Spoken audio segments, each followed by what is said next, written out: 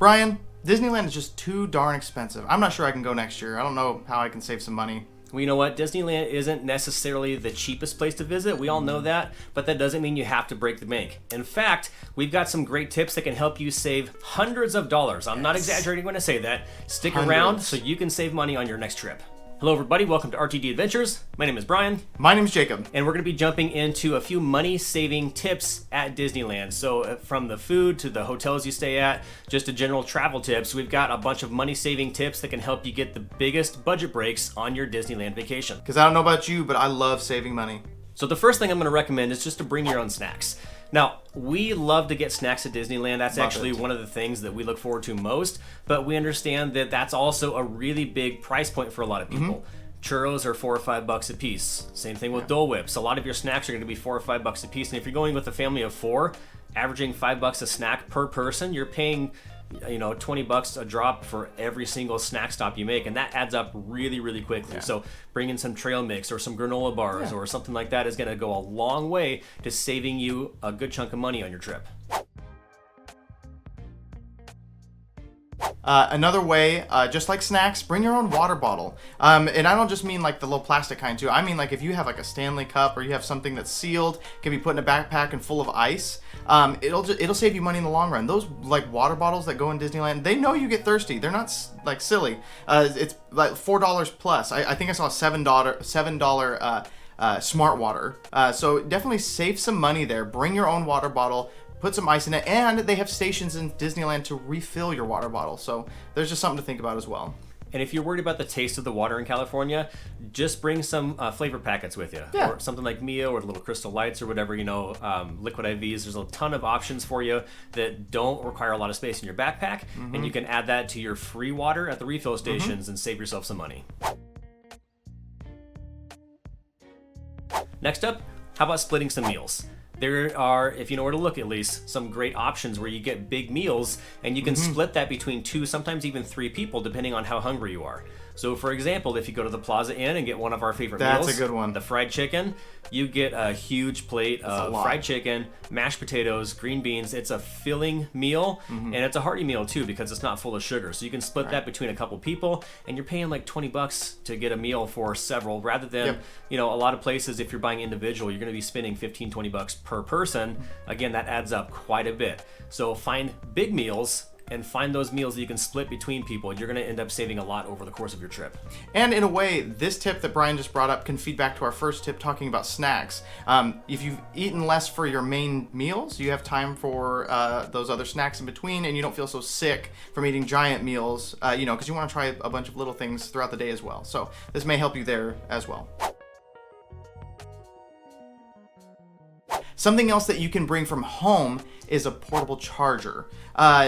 You're saving money here because they do have portable chargers within the park, but they're like $30. We just suggest that bring your own from home. Brian has an amazing one that is actually solar powered. Yeah, solar powered. And it's always sunny there. So, I mean, it's something to think about. Always keeping that phone charged. You're going to be using that a lot throughout the day for the maps, for the Genie Plus, lightning lanes, ordering your food. It's going to kill the battery real quick. So make sure you have a portable charger with you. And yet another thing to bring from home, don't forget the sunscreen. Yes. Disneyland does have sunscreen you can buy, but it's going to be $10+ per bottle, which is really, really spendy. Instead, just go to Walmart or Walgreens, bring those little bottles of sunscreen with you. And if you have those handy, you're going to be saving yourself a ton in the long run. And for those families out there that bring little ones that are going to get exhausted and you need to be pushing them around in a stroller all day, bring your own stroller. This will be saving you money because is it $18 to $30 plus a day, just depending on if you're renting from Disneyland. Not only does it save you money, you probably will have a better quality stroller, in my opinion. They're kind of I'm not gonna say cheap, but they're the ones that are definitely you can break them down a little easier. The more heavy duty ones will keep your kids more comfortable. They'll be able to nap in them a little bit better, and they won't have such a crooked neck from all the napping they do in that stroller. But it'll definitely save you money. Bring your own stroller. Trust me, as a dad, I loved it. And when the kids weren't in the stroller, you can use it as some storage. So just think about that.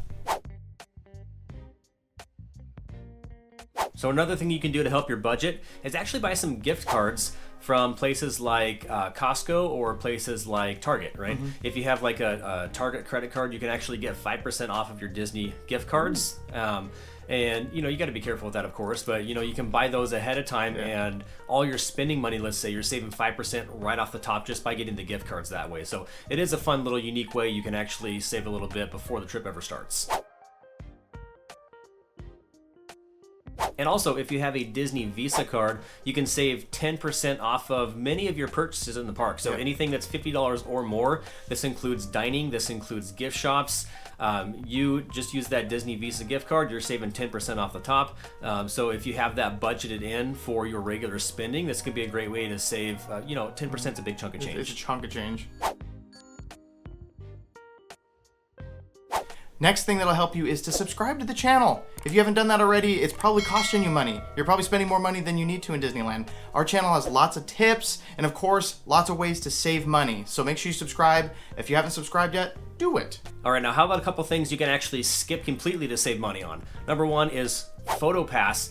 Because if you're going to be getting Genie Plus, it's included with it. Now, Photopass by itself can cost you in the upwards of like $100 for the week, and that's just a complete ripoff when Genie Plus is considerably cheaper, or as it's being called now, Lightning Lane. So if you're going to be getting that Lightning Lane, that Photopass is just included with it, so you might as well take advantage of it. It's going to save you money for the week, right? The Photopass by itself is not really worth it when you think about everything else that comes with the Lightning Lane service. Speaking of Genie Plus, or what'll be now known as Lightning Lane, you may not even really need that. It kind of just depends, of course, but you'd be saving like $30 a ticket per day.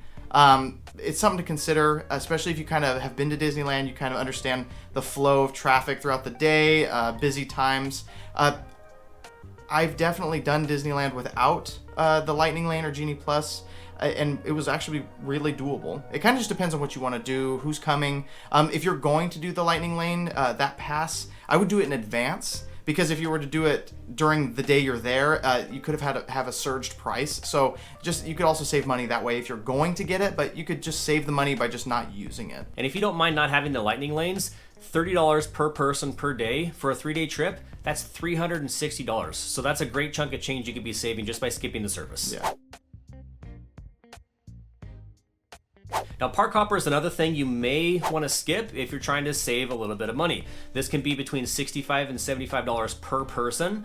So if you add that up across the entire family, that's a good chunk of change that's not necessarily needed. If you're fine spending the whole day just in one park, I'd say skip it. More often than not, we do, and we save the money that we can use for food. Yeah, and another perk of being in that park, and it's kind of forcing you to do stuff in the park versus hopping back and forth, you may see stuff that you didn't plan for. So, be prepared for stuff like that.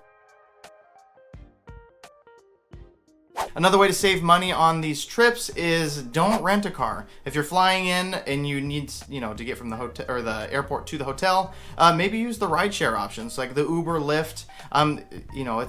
It's a quick payment just to get you to your hotel. And if you're okay with just staying in the area, like if you have no other plans, like you're just going to Disneyland or DCA, this might save you a chunk of change too. You're not spending all that money on gas, parking at the hotel, of course, and parking at the park.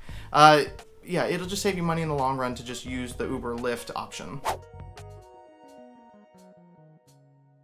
Another thing you can do is visit during the off seasons. Now I'm going to put quotation marks around that because the off season is a little bit different in Disney compared to a lot of other places.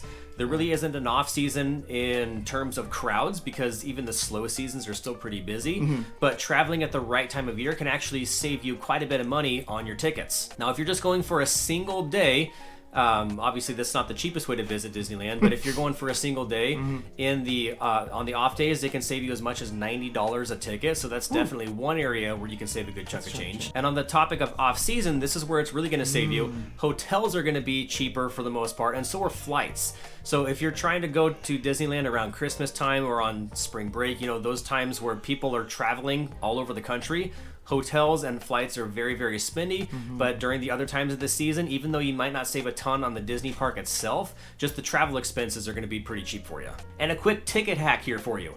Single day tickets are as low as $104 in the off season right now, while a 2-day ticket is $310 and a 3-day ticket is $390. purchasing individual days can save you $102 and $78 respectively. But again, that's if you're traveling in the off season. All right, let's talk about saving money with hotels. One, it may seem like a no-brainer, but find a hotel that serves breakfast free, that comes with that cost too, that serves breakfast. Something that tends to happen is, you're in line, waiting for rope drop. You're going straight to your ride, but you're starving. You're not feeling too well probably either because you haven't had anything to eat. These hotels, that include breakfast, they'll provide the food to get that nourishment in the morning before you're going to the rope drop. So just something to consider. That way you're also not spending a bunch of money on breakfast while you're in the park, because those prices will be a lot more expensive. Now, generally speaking, the hotels with the free breakfast are going to be a little bit spendier than the hotels that don't offer it. Right. But just try to weigh that out and see if it can save you money if you book one of those. Something else that can save you some money is just staying close enough to the park that you can walk. Now, oftentimes we're looking for places that are close just because we want to be able to get to the parks quickly, but an added benefit is you don't have to pay for rideshare to and from the parks. All right, if it only takes you 10 or 15 minutes to walk there, you're going to be walking all day anyways. It's not really that much more added to it. Some hotels do offer shuttle services, so that's something to keep an eye out for, but you definitely don't want to be staying somewhere where you have to pay for rideshare for every single ride, because that's a pretty big expense. One more thing to think about. Typically, the closer you stay to the parks, the more expensive you're going to see. But that's just, again, something you got to weigh out between what you're going to be paying for the hotel versus what you could save for rideshare.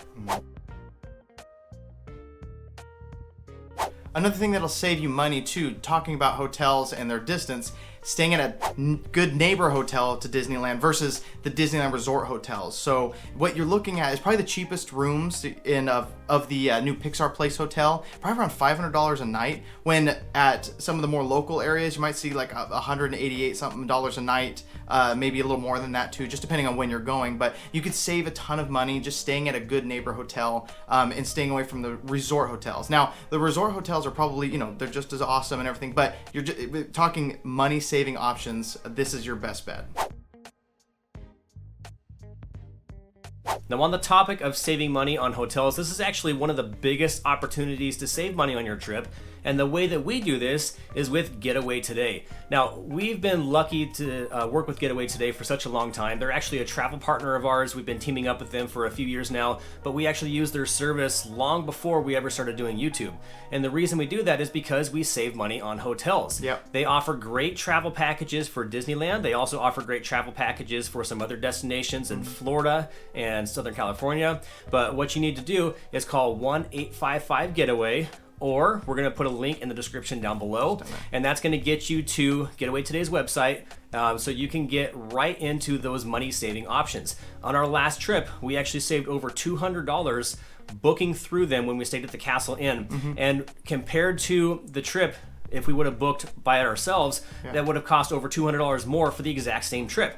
So it's kind of a no-brainer. Use Getaway Today, save some money, and have a wonderful experience, because they're going to walk you through and hold your hand to make sure you have the best experience possible when you book your vacation. So once again, head to getawaytoday.com. We're going to put that link in the description. Click it. Or call 1-855-GETAWAY. All right, so what do you guys think of that video? Do you guys feel confident now? Do you feel like you can save some money going to Disneyland versus burning a bunch of money? Is there any other tips that we missed? Do you have any tips for us to save money? How do you save money when you go to Disneyland? Let us know in the comments down below. Yeah, like we were saying, Disneyland is not the cheapest place to visit, We know but this. it doesn't mean you have to break the bank. So we're interested to hear what you have to say. Don't forget to like this video. Don't forget to share and subscribe. You're going to be getting notifications about all future videos coming your way very, very soon. We're headed to Disney again this summer, so there's great stuff coming your way, but hit that bell so you don't miss out. We appreciate you guys hanging out with us. We're going to round things up just like we always do by saying, Thanks for watching.